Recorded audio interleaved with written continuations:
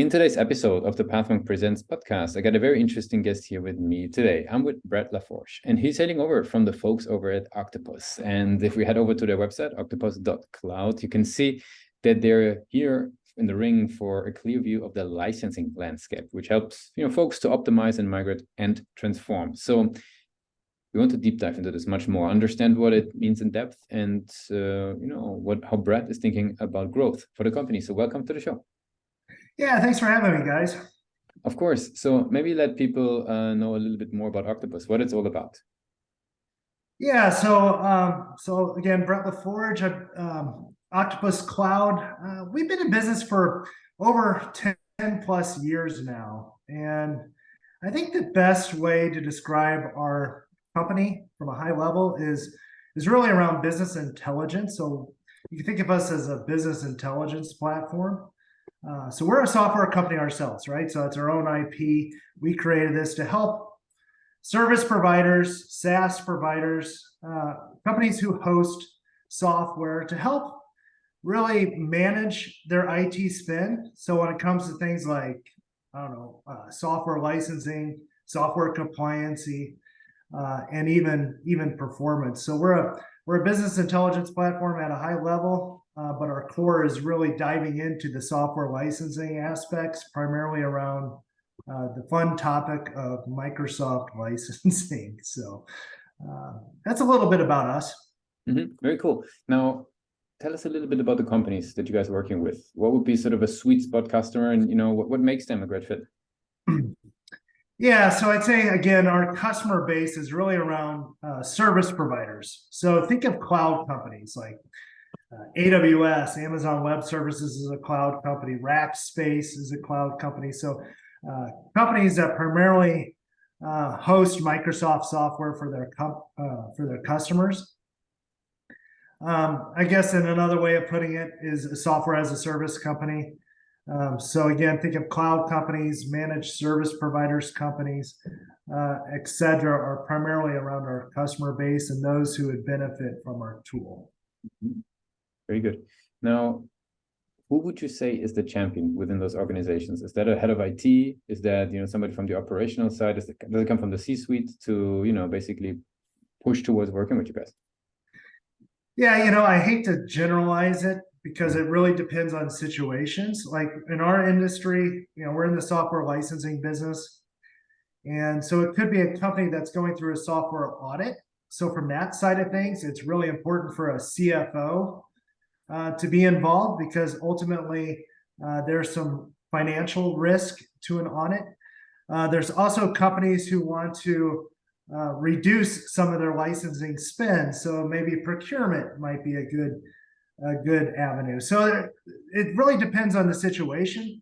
Like in most organizations, it has changed from just dealing with procurement to now it's more it's a business intelligence conversation. So our goal is to really understand where they are as a business, and to get that information really involves the C-suite. So the CEO, the CFO, who makes those decisions. So again, I think it's, management, but it also depends on circumstance as well. Mm-hmm. That makes sense.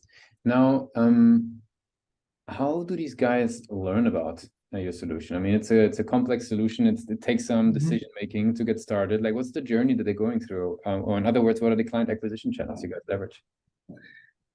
Yeah, so I think when you look at the IT industry in general, although large, I think most people would also argue it's quite small. Like you see the same people at these conferences and so forth and so on. And so having been in the industry for many years, although the space we work in is small, reputation is really everything. So the one thing that really sets us apart isn't necessarily, hey, go to our website because it's super cool, or hey, we have the best advertisement on TV. It's really about trust. So our customers trust us, right? We're independent. We're not Microsoft ourselves. We're not a reseller or anything like that. We are truly just an advocate to help customers license in the most cost-effective way they can. So keep track of their spending and ensure, of course, software compliancy.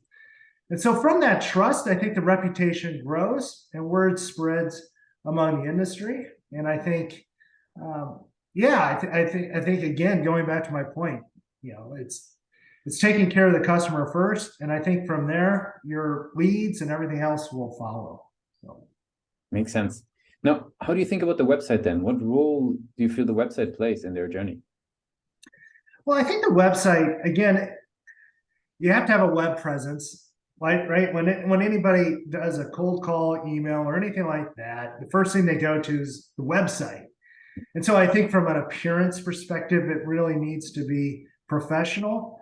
But ideally, you can only get so much information from a website, and especially in the industry in which we live in, right, around licensing and IT expenditure and things like that. It's really helpful to have more of a conversation than it is about, hey, here's our website, it's super cool. Of course, that builds credibility by having a professional appearance. But for our side of the house, it's also really important to understand their business and their challenges they face. Gotcha. Now, is there something you've learned over the years as a marketer when it comes to driving sort of those conversions on the website? Any sort of tools, methods, approaches that you found helpful over the years?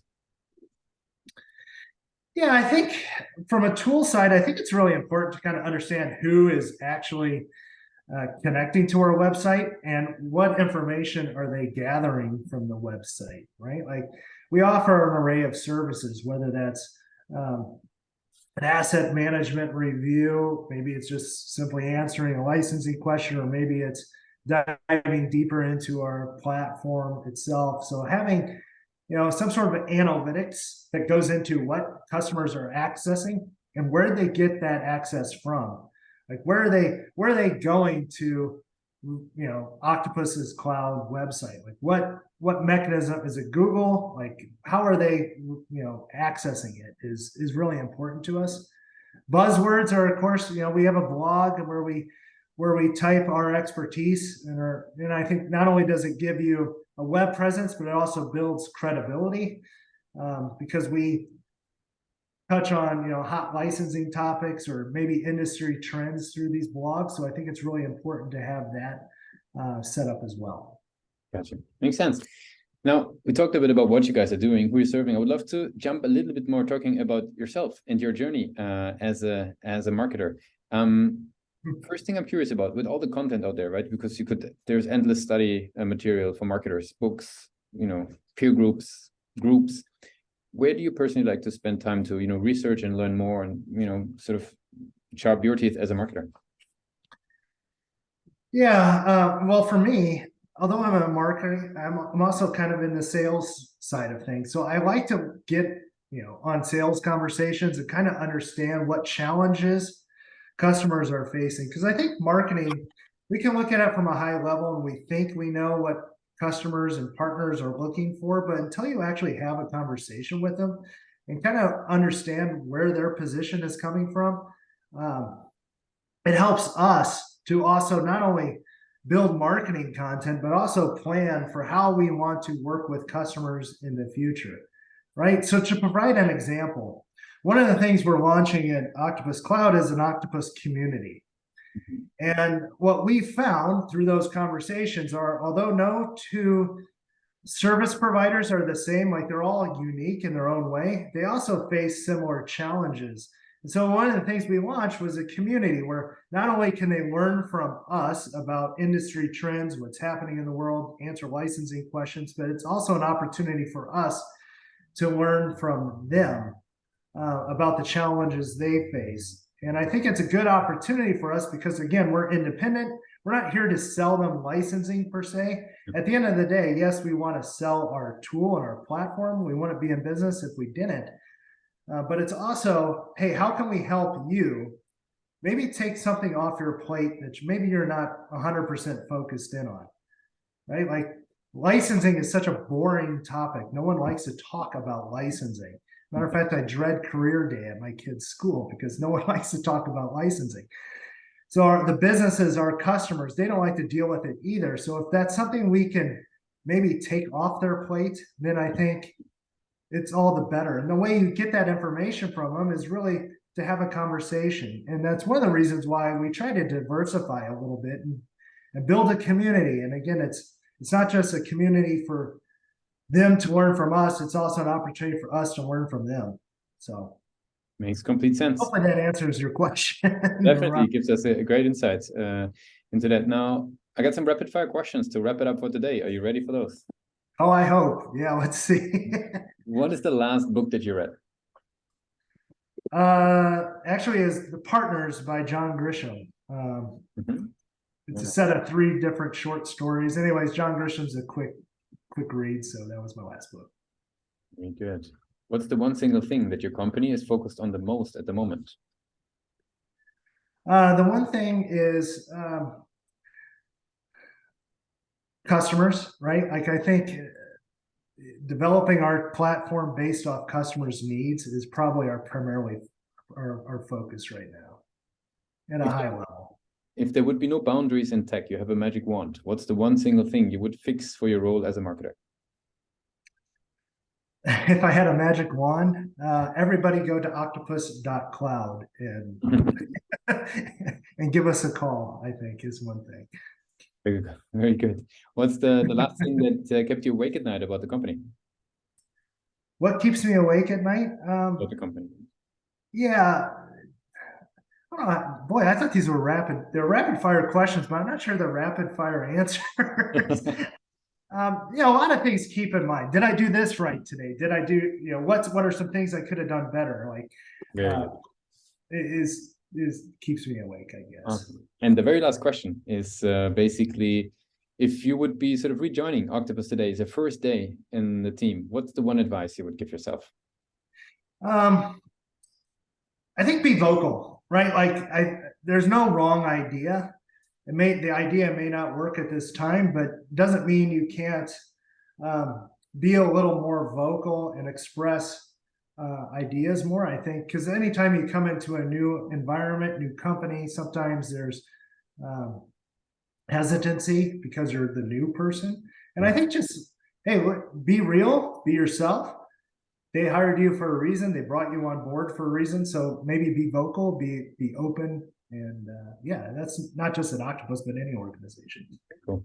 But I really appreciate you took the time with us today to give us a quick overview on Octopus, on your journey as a marketer. I want to give you the very last word. If somebody would be forgetting all that we discussed about Octopus today, what's the one thing people should remember about the company?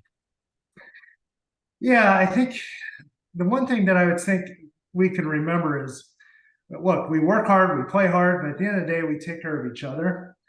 And I think taking care of each other is just coworkers, our customers, our partners. So if we grow, we can only grow if our customers grow. And so we want to help them get there. So that's really what I hope people remember about us is we're here to help them. And any way we can do that, the better. So very good. Thanks a lot for being a guest on Pathway Presents. Yeah, thank you guys. Really appreciate it. Have a good day.